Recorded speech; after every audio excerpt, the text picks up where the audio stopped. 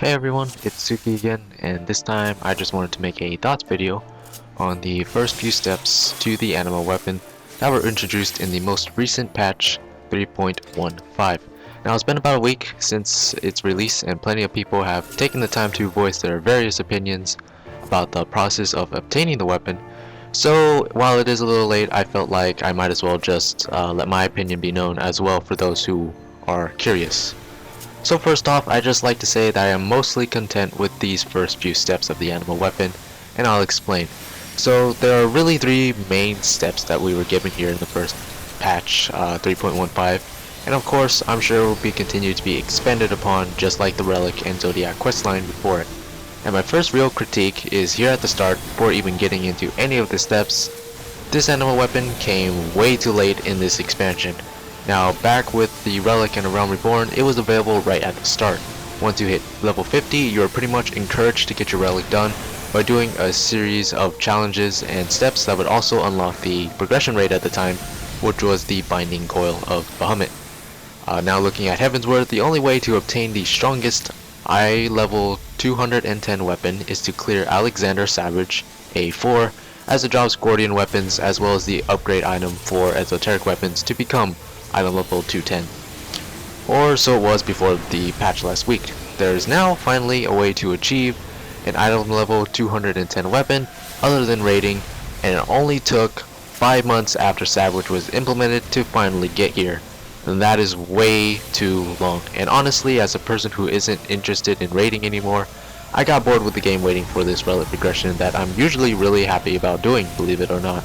And looking at what is actually required of us to do for these first few steps, I don't really see a good reason as why this was delayed so long. It could have easily been implemented in 3.1 or even sooner. And now in 3.15 with 3.2 maybe a couple months away, we get a way to finally obtain an I-210 weapon, other than Savage. But due to the enormous grind, and by the time people will obtain this weapon, 3.2 will probably be here to outdate it completely by then, and that can be a huge amount of discouragement to a lot of players. And that is really my first major problem with this weapon, is that it took way too long to be added into the game, and for all the things you need to do in order to get it, by the time you do get it, it's going to be pretty much outdated. And you know, that kind of was how it was with the old weapons in the Zodiac questline. But you know, usually the grind wasn't that horribly long that you could pretty much, like, for the average person, you could get it and it still have a weapon that was still relevant, I guess, for a month or two. And looking at it now, you know, most people, it'd be lucky, I'm not even sure if that's the right word, it'd be amazing if it was if they obtained it in time for it to be relevant for even a couple weeks. So I don't know, that is just kind of my first major problem with this weapon. But you know, looking past that, the first two steps I'm perfectly okay with. Now, the first step has you needing an astral and umbral nodule to trade for your weapon. There are two ways to get this. You can get the nodules by trading in 18 luminous crystals, 3 of each for the 6 elements: fire, wind, earth, water, ice, and lightning. Each of the 6 Heavensward zones drops a different elemental crystal, and you can obtain them by completing fates, where you have a small chance of obtaining one. And this is very similar to the Atma step of the first Zodiac weapon, the Atma needing 12, and this time you need 18. But unlike the Atma quest, the drop rates for these do seem to be higher, although there are obviously outliers, so you can still go a few hours without getting one. And also, unlike the Atma quest, there are no specific requirements to get these crystals other than completing fates. So you can do this on any job you want, and you can use it to both get experience on jobs that you want to level at the same time as you're grinding for these crystals, if you want to, which is something I wasn't able to take advantage of, being that I am already level 60 everything. But I also had 4 Zeta, so I just skipped this step anyway. But because of this, I really think it's a reasonable step. You know, you can be encouraged to level other jobs while doing it. But I know a lot of people who want to complain because, like I said, there are always outliers, and people will go hours without seeing a single crystal. But you know, that's just RNG. Alternatively, the second way you can get these nodules is to trade in a completed Zeta, which is what I did, and exchange them for them. This will destroy your Zeta, and this is the part where I feel kind of a bit upset about. You know, I am a very sentimental person, and I remember all the work and effort it took to complete the Zeta weapons I had. I had 4 of them, one for White Mage, Scholar, Bard, and Paladin, and I've already traded in my Scholar, Bard, and Paladin Zetas. Although my Nirvana Zeta, I'm having a really hard time letting go of, just because, you know, it was really something special that I worked on with another person whom I consider special. So this weapon does have some sentimental value attached to it, and I'm not so willing to let my Nirvana go. I feel like there could have been an alternative way for destroying your Zetas for these nodules, but I suppose an argument I used to get myself to trade in the 3 that I did was that it really isn't so different than your Nexus weapon transforming into your Zodiac weapon. You know, having, you know, for Bard example, having your Artemis bow Nexus turn into the what was it called, the Yoichi bow, I think it was called. But yeah, it's really not that different, I guess.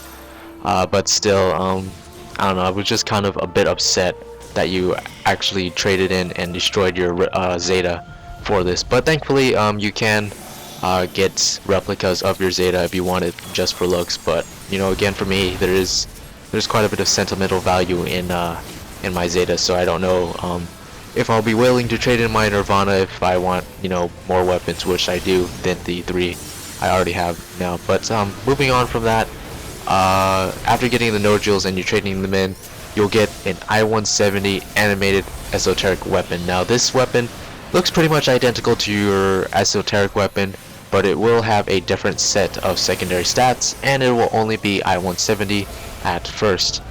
You're now on the second step, which has you doing 10 dungeons with your animated weapon equipped, and the first 6 dungeons are actually old level 50 dungeons from 2.4 onward until you get to the last 4, which are Dust Vigil, Summall, the Airy, and the Bolt. And you can actually unsync the first 6 dungeons if you want to.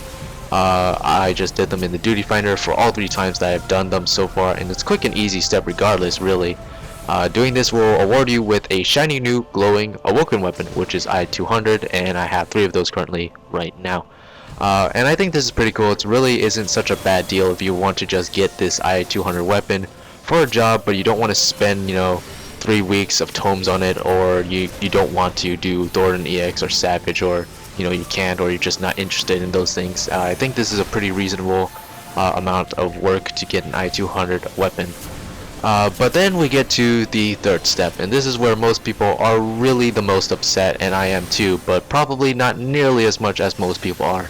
So to complete this final step, that will reward you with a new weapon model and the 210 item level, you must hand in various amount of items. You'll need unidentifiable bones, shells, ores, and seeds, and you'll need 20 of each, so 80 total. These are obtainable in various ways, from poetics to law to Alexander runs to Beast Tribe quests to maps, and probably some other ways I'm probably forgetting about. But I mean, you know, there's a lot of ways to get them, and to a lot of people's surprise, maybe, I'm actually not very upset about this part. I'm actually kind of enjoying this step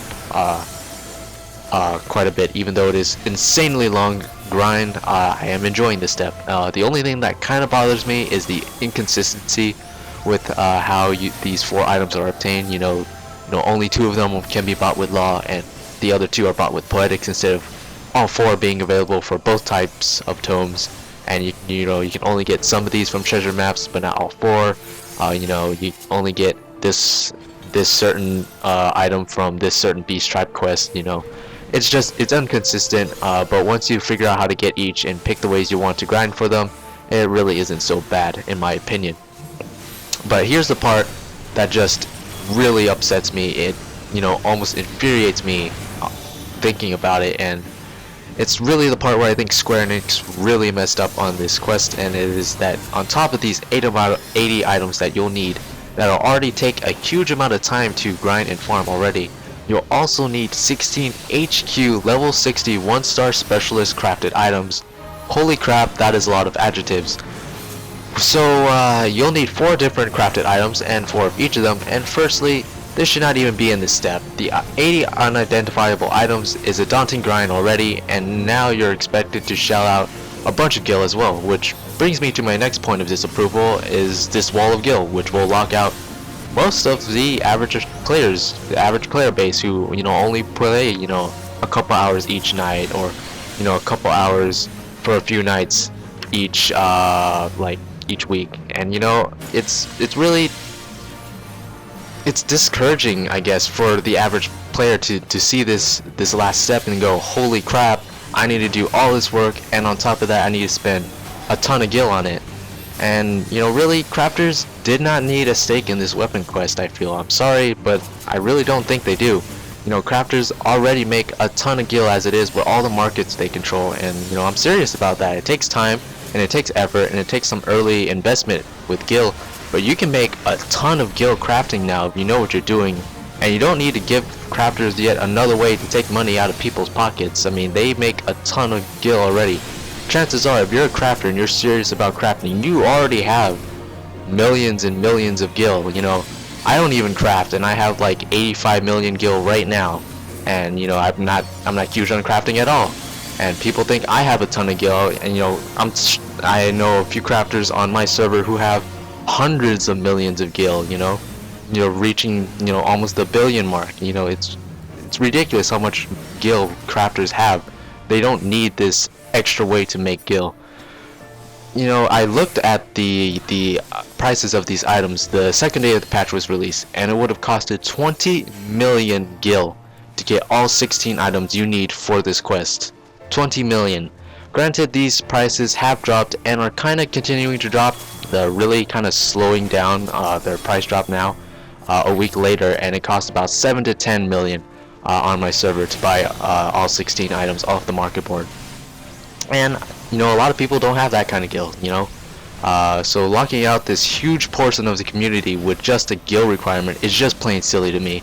But taking a step back, okay, I'm telling myself, what, fine, I accept this part of the quest. I accept that crafters are just going to be part of this, regardless of what I say, so I'm accepting it. But what the hell, this isn't even a fair representation of all 8 crafters.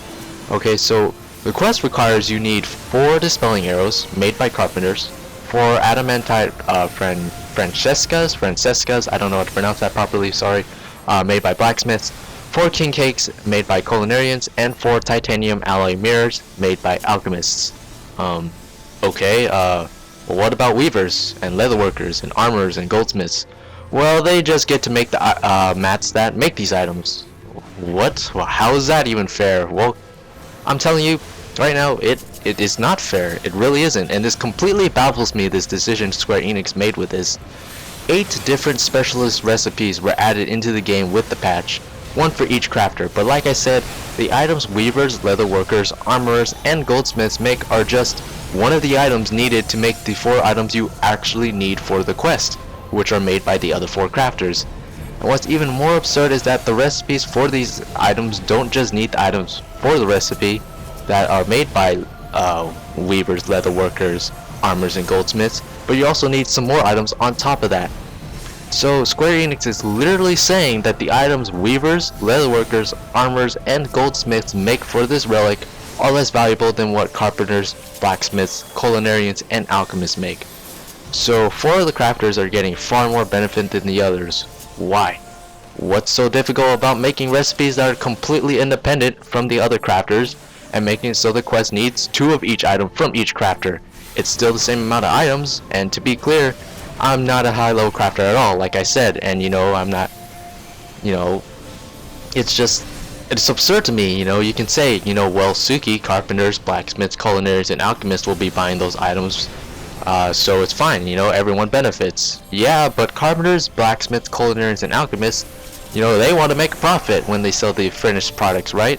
So let's say the carpenter buys the item the weaver makes to make their dispelling arrow for, let's say, 300,000 gil. Well, guess what? When they go to sell their dispelling arrow that they make, they're not listing it for 300,000 gil. They're not listing it for 350,000 gil to compensate for the other items that the recipe calls for. They're listing it for 600,000 gil. Because you know what? They want to make profit. And guess what?